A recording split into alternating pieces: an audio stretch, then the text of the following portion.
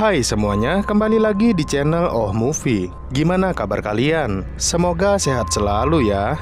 Di video kali ini, kita akan menceritakan seluruh alur cerita dari film yang berjudul Ghost Mansion tahun 2021. Sebuah film horor yang berasal dari Korea Selatan. Namun tidak seperti film horor pada umumnya, karena cerita pada film ini terbagi dalam 5 babak, dengan cerita yang berbeda tapi masih saling berhubungan. Sebelum kita masuk ke alur ceritanya, saya kembali mengingatkan bahwa ini adalah sebuah konten full spoiler. Dan buat kalian yang ingin mensupport channel ini, seperti biasa, jangan lupa untuk mengklik tombol subscribe dan like-nya. Iwak papuyu, iwak sapat. Yuk, merapat.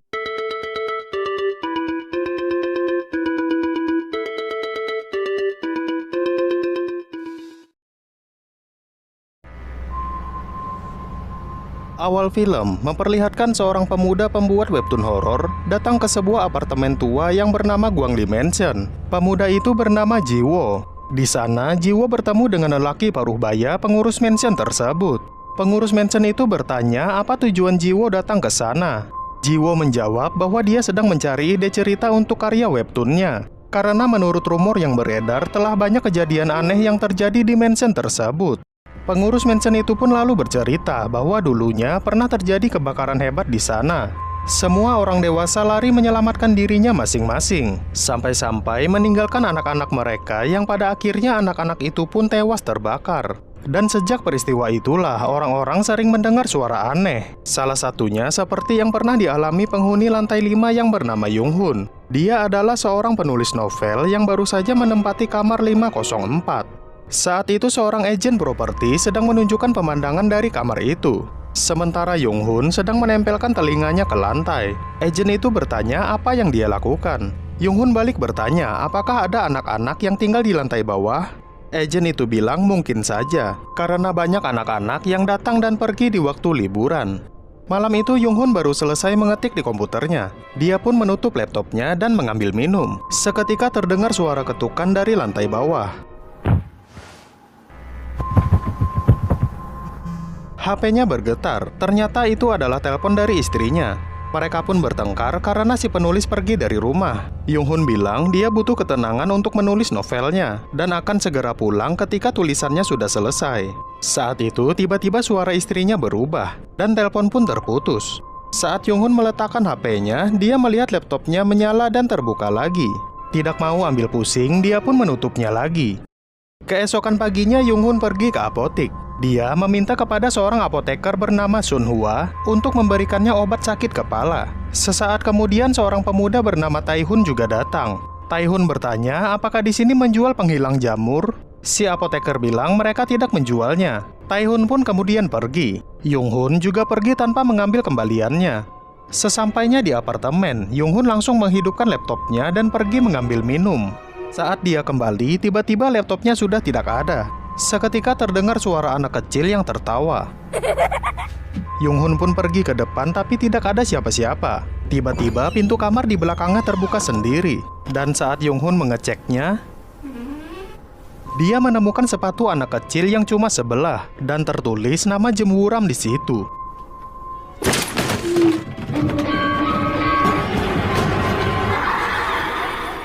Yunghun kemudian meminta si pengurus untuk melihat rekaman CCTV. Namun tidak ada siapapun di dalam rekaman itu. Yunghun mengatakan bahwa dia diganggu oleh anak-anak dari lantai bawah kamarnya. Tapi si pengurus bilang, lantai di bawah kamar Yunghun tidak ada penghuninya. Tapi Yunghun sangat yakin bahwa dia sering mendengar ketukan dari bawah kamarnya. Dia pun berencana akan turun ke kamar 404 yang berada tepat di bawah kamarnya. Yunghun mengetuk pintu kamar itu, tapi tidak ada jawaban.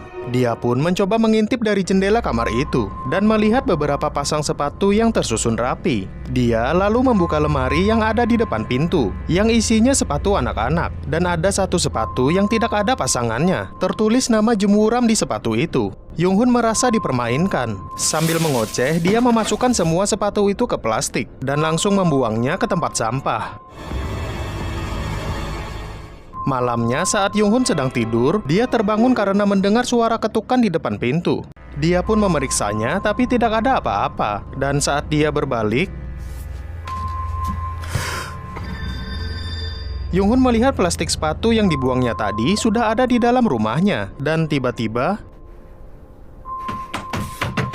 ada sosok anak kecil yang berlari dan terdengar suara ketukan pintu dari luar.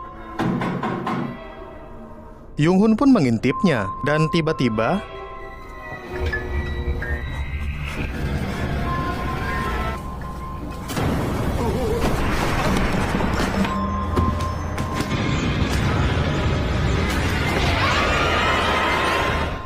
kembali ke Jiwo. Setelah mendapatkan cerita, Jiwo pergi menemui Dahye pacarnya. Dahye memberikan buku kepada Jiwo. Dahye bilang buku itu adalah karya Lee Yunghun. Tapi anehnya, Lee Yunghun berhenti menulis dan dinyatakan menghilang 2 tahun yang lalu. Jiwo yang mendengarnya pun terkejut. Dia lalu menemui si pengurus, menanyakan apa yang terjadi kepada si penulis itu. Tapi si pengurus mansion itu tidak menjawabnya. Dia malah balik bertanya tentang kehidupan pribadi Jiwo, tentang di mana dia tinggal, apakah Jiwo punya pacar dan sebagainya. Tapi Jiwo tidak menjawabnya. Dia bilang dia tidak terbiasa membicarakan hal itu dengan orang tua. Si pengurus pun lalu kembali bercerita tentang seorang apoteker wanita yang pernah tinggal di lantai 9. Apoteker itu bernama Sunhwa. Dia sangat cantik, tapi sayangnya dia menjalin hubungan dengan pria yang salah. Dia tinggal di kamar nomor 907. Pagi itu Sunhwa baru selesai mandi. Dari radio terdengar sebuah siaran berita tentang seorang pria yang baru saja melakukan pembunuhan kepada istri dan anaknya yang berusia 9 tahun. Pria itu melarikan diri dari tempat kejadian, dan sekarang polisi sedang berusaha mencari pria itu.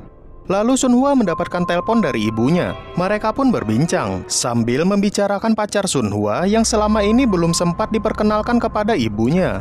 Sunhwa sendiri bekerja di apotik yang lokasinya tidak jauh dari mansion. Di hari itu, Yunghun si penulis novel datang mencari obat sakit kepala. Lalu pemuda yang bernama Taehun juga datang mencari penghilang jamur, namun tidak ada. Dan setelah mereka pergi, Sunhwa dikagetkan dengan kehadiran temannya yang secara tiba-tiba. Sunhwa pun merasa heran, karena sebelumnya temannya itu mengatakan bahwa dia akan datang terlambat hari ini. Lalu Sunhwa mendapatkan telepon dari pacarnya. Pacarnya itu bilang dia akan datang ke tempat Sunhwa nanti malam. Setelah menutup telepon, tiba-tiba rekan kerjanya tadi terlihat baru saja datang. Sunhwa yang melihatnya pun kebingungan dan bertanya-tanya siapa yang berbicara dengannya tadi. Malamnya, saat di apartemen, pacar Sunhwa yang bernama Hujun datang dalam keadaan basah kuyup. Hujun bilang bahwa istrinya sudah mengetahui tentang perselingkuhan mereka. Sunhwa pun meminta Hujun untuk menceraikan saja istrinya dan memulai kehidupan baru dengannya. Hujun pun meminta tolong kepada Sunhwa untuk memperbolehkannya tinggal di situ sementara waktu dan jangan pernah bilang pada siapapun bahwa dia ada di situ. Malamnya, saat mereka sedang tidur, tiba-tiba terdengar suara air yang mengalir dari kamar mandi. Sunhwa pun terbangun dan membangunkan Hujun, tapi Hujun tidak bangun. Tiba-tiba pintu kamarnya terbuka sendiri. Sunhwa pun keluar kamar dan mendengar suara radio dari dalam kamar mandinya. Terlihat juga ada bayangan seseorang di sana. Sunhwa pun memberanikan diri untuk membuka pintu kamar mandi, tapi tidak ada siapa-siapa. Dia hanya menemukan sebuah radio yang menyala di kamar mandinya. Keesokan harinya, Sunhwa pergi bekerja. Sesampainya di apotik, ada 2 orang yang mencarinya. Ternyata mereka dari kepolisian. Mereka sedang mencari seseorang yang bernama Sung Hujun, yang tidak lain adalah pacar Sunhwa. Tapi Sunhwa bilang dia tidak tahu. Saat menuju apartemen, Sunhwa baru teringat dengan siaran radio yang sebelumnya dia dengar tentang seorang pria yang kabur setelah membunuh istri dan anaknya. Sunhwa juga teringat kata-kata Hujun tentang jangan bilang kepada siapapun jika dia ada di sana. Sunhwa pun pulang untuk menanyakan hal itu kepada Hujun, tapi Hujun sedang mandi. Di lantai, Sunhwa melihat pakaian Hujun yang berlumuran darah. Dan dari dalam kamar mandi, Hujun terus-menerus mengatakan, "Jangan bilang siapapun, aku ada di sini." Hujun terus mengulangi kata-kata itu. Sambil membungkus pakaian, Sunhwa mengatakan bahwa mereka harus segera lari dari tempat itu. Tapi Hujun terus mengulangi kata-katanya, "Jangan bilang siapapun, aku ada di sini." Tiba-tiba terdengar suara sirine polisi. Sunhwa yang panik meminta Hujun untuk cepat mandi dan keluar. Tapi Hujun tetap saja mengulangi kata-katanya, "Jangan bilang siapapun, aku ada di sini." Sunhwa pun merasa ada yang tidak beres. Sunhwa melihat sosok Hujun di kamar mandi sedang menari sambil mengulangi kata-katanya. Tiba-tiba ada yang mengetuk pintu apartemennya dan terdengar suara Hujun yang memanggil. Sunhwa mengintip dari lubang pintu dan terlihat ada Hujun di luar. Sementara Hujun di kamar mandi terus mengulang kata-katanya. Jangan bilang siapapun aku ada di sini. Sedangkan Hujun di luar terus mengetuk pintu sambil memanggil nama Sunhwa. Sunhwa pun membuka pintu dan menyuruh Hujun untuk diam. Sunhwa lalu menunjukkan sosok yang ada di kamar mandi itu. Dia bilang dia mendengar suara Hujun dari sana. Hujun lalu mengambil palu dan perlahan menuju ke kamar mandi itu. Namun ketika Hujun akan membuka pintu kamar mandi, dia tiba-tiba berbalik dan mengatakan, "Kenapa kau memberitahu bahwa aku ada di kamar mandi? Bukankah sudah kubilang jangan bilang siapapun aku ada di sini?"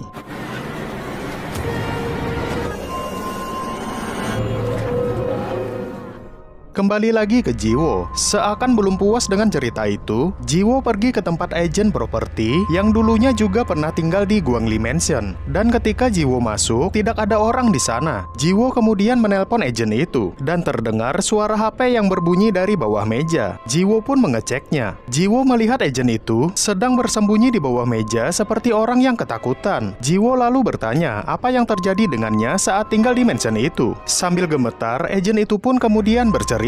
Saat itu, dia tinggal di kamar 708. Di hari itu, si agen sedang menunjukkan kamar apartemen kepada klien barunya yang merupakan seorang penulis novel. Saat akan pergi, tiba-tiba dia melihat air di wastafel meluap. Tapi dia tidak bilang kepada si penulis itu. Kemudian, si agen pulang ke apartemennya yang berada di lantai 7. Sambil makan, dia menceritakan semua kegiatannya di hari itu. Dia berbicara dengan sebuah boneka yang sudah dia anggap sebagai istrinya. Dia bilang pelanggannya hari ini adalah seorang penulis. Agen itu juga membawakan hadiah sebuah gelang tangan yang langsung dia pasangkan ke lengan boneka itu. Sambil memperbaiki kepala boneka itu, si agen mengatakan bahwa dia sudah menghubungi kantor pusat untuk memperbaikinya. Malamnya, si agen sedang tidur sambil ditemani bonekanya yang dia letakkan di samping tempat tidurnya. Tiba-tiba terdengar suara air di wastafel. Si agen pun terbangun dan langsung melihatnya. Dia melihat air di wastafel itu meluap. Dia pun memasukkan tangannya ke dalam air itu. Tapi tiba-tiba tangannya tergores dan berdarah. Dia lalu memasukkan tangannya lagi dan mendapatkan sebuah tali dari tas yang sebelumnya ada di meja. Si agen pun melihat ke arah meja, tapi anehnya tas itu sudah tidak ada lagi di sana. Keesokan harinya, si agen memanggil tukang ledeng. Setelah diperiksa, mereka menemukan tumpukan rambut di dalam saluran air. Si agen pun merasa aneh dengan temuan tersebut. Dia lalu mencari data orang yang sebelumnya menempati kamarnya. Setelah mendapatkan nomor telepon orang itu, si agen pun langsung menelponnya. Tapi anehnya, di telepon hanya terdengar suara air yang mengalir. Setelah selesai diperbaiki, si agen memeriksa wastafelnya yang sekarang sudah normal. Dia kemudian menelpon service center untuk memperbaiki bonekanya. Dia bilang bonekanya sudah dibungkus dengan plastik dan akan dikirim besok pagi. Sebelum menutup telepon, si agen berpesan agar mereka memperlakukan boneka itu dengan baik, karena boneka itu sangat berharga untuknya. Tiba-tiba air di wastafel kembali meluap. Si agen pun mengomel karena menganggap tukang yang sebelumnya tidak profesional. Si agen pun berbalik untuk mengambil HP-nya. Namun tiba-tiba dia dikagetkan dengan bonekanya yang sudah tidak ada. Si agen lalu mengambil HP-nya. Namun lagi-lagi dia dikagetkan dengan air di wastafel yang mati sendiri. Keesokan harinya, saat di kantor, salah satu rekan kerjanya bilang bahwa dia pernah mendengar cerita tentang seorang gadis SMA yang meninggal di Guangli Mansion. Tak hanya itu saja, dia juga sering mendengar kabar telah banyak orang yang mati di mansion itu. Karena konon katanya, mansion itu dulunya adalah tempat peribadahan dari sebuah sekte sesat, dan para pengikutnya percaya bahwa ketuanya mati bunuh diri. Saat di rumah, si agen menceritakan hal itu kepada bonekanya yang sudah selesai diperbaiki. Kemudian terdengar suara air di wastafel. Si agen pun memeriksanya dan tiba-tiba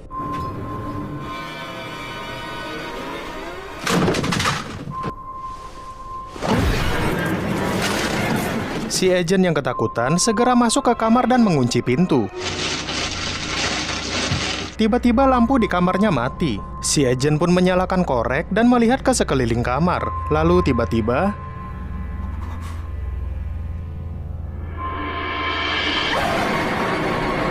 Setelah selesai bercerita, si agen bilang ke Jiwo bahwa mansion itu sudah terkutuk. Dan terlihat pergelangan tangan si agen itu sudah tidak ada.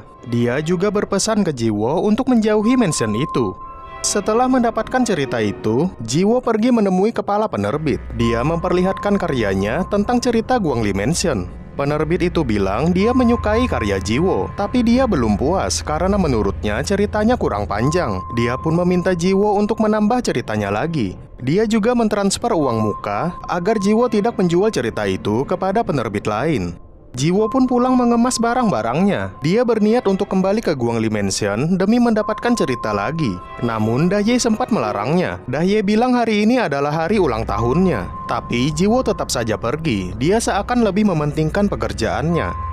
Jiwo kemudian menemui si pengurus untuk mendapatkan lebih banyak cerita lagi. Tapi si pengurus bilang tidak ada lagi yang bisa dia ceritakan. Dengan sedikit memaksa, Jiwo bilang dia akan memberikannya uang atau apapun asalkan si pengurus mau memberikannya cerita lagi. Mendengar itu, si pengurus pun tertawa dan dia pun mulai bercerita lagi dan Jiwo merekamnya.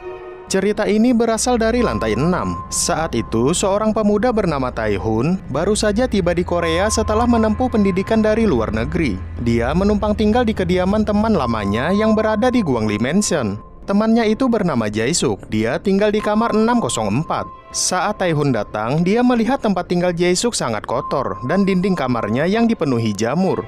Jae-suk pun menyambut kedatangan Tae-hun dengan menyiapkannya makanan. Sambil mengobrol, Tae-hun melihat wajah Jae-suk yang dipenuhi bintik-bintik. Tae-hun bertanya, "Apa yang ada di wajahmu?" Jae-suk bilang dia juga tidak tahu, tapi ini tidak menular kok, kata Jae-suk. Tae-hun pun berterima kasih karena Jae-suk sudah mengizinkannya tinggal di situ. Jae-suk bilang dia tidak keberatan, bahkan orang tuanya pun mengizinkannya. Tae-hun pun merasa heran ketika Jae-suk menyebut orang tuanya, karena setahunya orang tua Jae-suk sudah lama meninggal. Singkatnya, ketika mereka akan makan, Tae-hun melihat makanan itu sudah basi. Tapi anehnya, Jae-suk tetap memakan makanan itu dengan sangat lahap. Di malam harinya, mereka tidur bersama di kamar Jae-suk. Sambil main HP, mereka membicarakan tentang masa-masa sekolah dulu. Di tengah pembicaraan, Tae-hun merasa ruangan itu sangat lembab dan berjamur. Tae-hun bilang ke Jae-suk bahwa dia akan membersihkan kamarnya besok. Namun Jae-suk tidak menjawab. Dia malah menatap Tae-hun dengan tatapan yang aneh. Keesokan paginya, Tae-hun terbangun karena mendengar suara bising. Dia pun keluar kamar dan melihat Jae-suk sedang membersihkan lantai. Jae-suk bilang dia akan pergi kerja dan pulang malam. Setelah Jae-suk pergi, Tae-hun yang merasa lapar ingin memakan sereal. Namun saat menuang susu, ternyata susunya sudah basi. Tae-hun pun mencari makanan lain di dalam kulkas. Tapi sama saja, semua makanan di kulkas terlihat sudah basi dan berjamur. Dan ketika Tae-hun berbalik, dia melihat noda jamur di tembok terlihat seperti orang yang sedang berdiri. Tae-hun kemudian pergi ke apotik yang lokasinya tidak jauh dari mansion. Dia bertanya kepada si apoteker apakah di sini menjual penghilang jamur. Si apoteker bilang mereka tidak menjualnya. Tae-hun pun kemudian pergi ke tempat lain. Setelah mendapatkan pembersih jamur, Tae-hun pun mulai membersihkan rumah Jae-suk. Dia juga membersihkan jamur di dinding yang berbentuk orang tadi. Tae-hun melihat kamar lain di rumah itu. Dia pun masuk ke sana dan melihat kamar itu sangat dipenuhi jamur. Terlihat juga ada bingkai foto Jae-suk bersama kedua orang tuanya dengan wajah yang ditutupi. Di malam harinya, saat Jae-suk pulang, dia melihat rumahnya sudah bersih. Tae-hun bilang dia sudah membersihkannya, tapi Jae-suk tidak peduli. Dia langsung masuk ke kamar yang ada bingkai foto orang tuanya tadi. Di sini, Jae-suk sangat marah ketika tahu kamar itu juga dibersihkan oleh Tae-hun. Jae-suk bilang berani sekali Tae-hun melakukan itu kepada ibu dan ayahnya. Jae-suk menyuruh Tae-hun untuk mengembalikan mereka. Entah apa maksudnya, Tae-hun pun hanya bisa diam kebingungan. Malam itu Tae-hun yang tidak bisa tidur segera mengemasi barang-barangnya. Dia berniat untuk pergi menginap di rumah temannya yang lain. Namun ketika Tae-hun menelpon temannya, tiba-tiba jaringan terputus. Tae-hun lalu melihat ada jamur di lantai. Dia pun menunduk dan menyentuhnya. Seketika dari belakang ada sosok yang lewat dengan cepat. Dan secara bersamaan pintu kamar di belakangnya terbuka sendiri. Tae-hun pun masuk ke sana dan melihat kamar yang sudah dibersihkannya itu kembali dipenuhi jamur. Namun kali ini jamur itu seperti hidup. Kemudian Jae-suk memanggil Tae-hun. Sambil membelakangi Tae-hun, Jae-suk meminta maaf karena dia tadi sudah marah ke Tae-hun. Jae-suk bilang orang tuanya sebenarnya juga marah. Namun karena mereka teman masa kecil, maka Jae-suk berusaha menjelaskan semua itu. Jae-suk pun kemudian berbalik ke Tae-hun, dan inilah yang terjadi.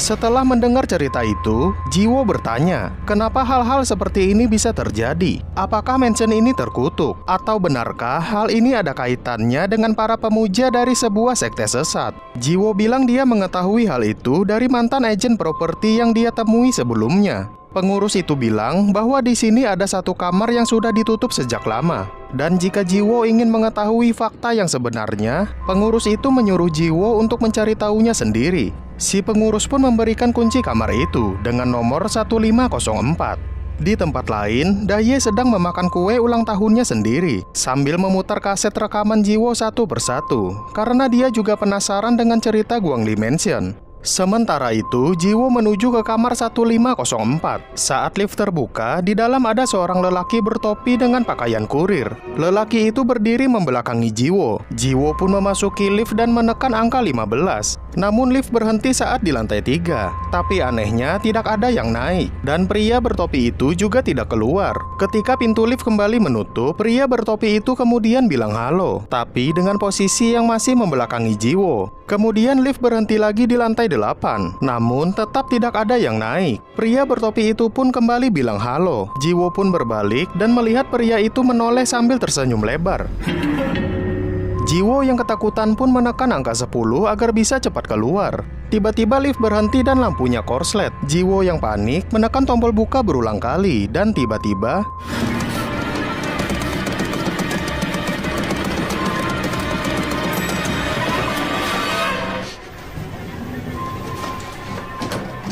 untungnya, Jiwo berhasil keluar lift. Saat berjalan, tiba-tiba Jiwo melihat pria itu lagi di ujung lorong yang kemudian berlari mengejarnya.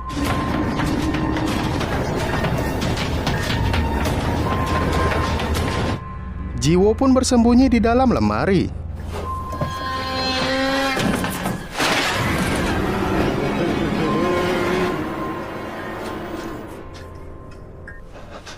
Setelah merasa aman, Jiwo pun keluar dari lemari. Di sisi lain, Daye yang memiliki firasat buruk sedang dalam perjalanan menuju Guangli Mansion. Jiwo sendiri akhirnya sampai di depan kamar 1504. Dia membuka kuncinya dan masuk ke dalam. Terlihat kamar itu dipenuhi kertas mantra di semua tempat. Di tengah ruangan ada lemari yang tertutup dengan sebuah kaset di depannya. Jiwo pun mengambilnya dan memutar kaset itu. Dari dalam rekaman itu terdengar suara si pengurus mansion yang mengatakan jika Jiwo menemukan kaset itu berarti Jiwo ingin tahu yang sebenarnya terjadi. Si pengurus mengaku bahwa dia sebenarnya bukanlah pengurus dari mansion itu, karena di masa lalu dia juga seorang pendatang seperti Jiwo. Saat itu adalah musim dingin. Dia datang bersama adik lelakinya yang menggunakan pakaian kurir.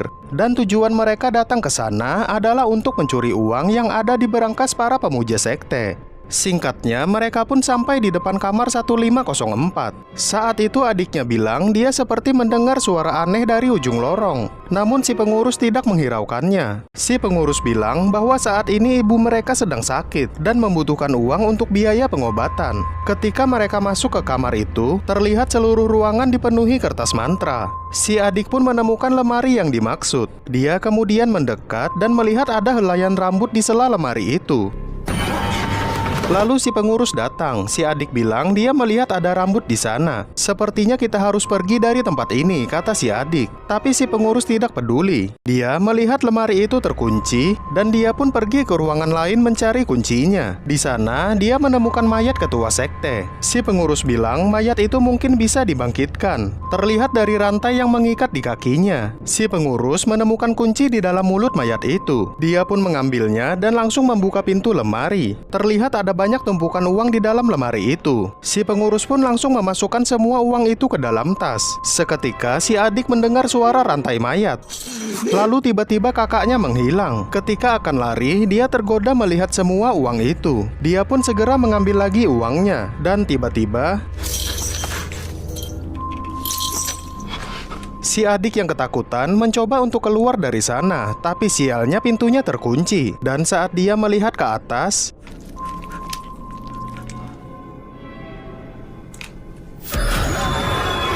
dia berhasil keluar membawa uang itu. Dia pun segera masuk ke mobil, tapi dia baru ingat kalau kunci mobilnya ada sama kakaknya. Tiba-tiba terdengar suara rantai mayat itu lagi. Kakaknya datang mengejutkannya. Si adik bilang dia berhasil membawa uangnya, tapi si pengurus hanya diam. Si adik yang panik meminta kunci mobilnya, tapi kakaknya bilang memang kau mau pergi kemana. Si adik yang mendengarnya pun terdiam, dan saat dia menoleh,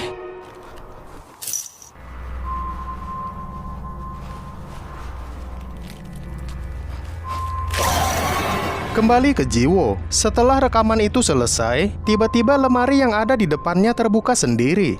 Jiwo pun terkunci di dalam lemari itu. Dan dari sela lemari, Jiwo melihat si pengurus masuk dan menghampirinya. Si pengurus bilang pertemuan mereka sangatlah berkesan. Setelah ini aku pasti akan merindukanmu, ungkapnya. Jiwo pun berteriak meminta si pengurus untuk mengeluarkannya. Dan sesaat sebelum pengurus itu pergi, Jiwo melihat si pengurus itu berubah wujud menjadi dirinya. Lalu dia pun pergi meninggalkan Jiwo yang asli. Di sisi lain, Dahye pacar Jiwo baru tiba di Guangli Mansion. Dia masuk ke ruangan tempat pertama kali Jiwo bertemu si pengurus. Di sana dia bertemu dengan Jiwo palsu. Dahye pun merasa lega melihat Jiwo baik-baik saja, tanpa pernah tahu yang sebenarnya terjadi. Dan film pun berakhir. Itulah tadi seluruh alur cerita dari film Ghost Mansion tahun 2021. Jika ada kesalahan saya mohon maaf. Dan buat kalian yang belum subscribe channel ini, silahkan klik tombol subscribe dan like video ini jika kalian suka. Oke, sekian dulu untuk alur cerita film kali ini. Semoga kalian sehat selalu dan sampai jumpa.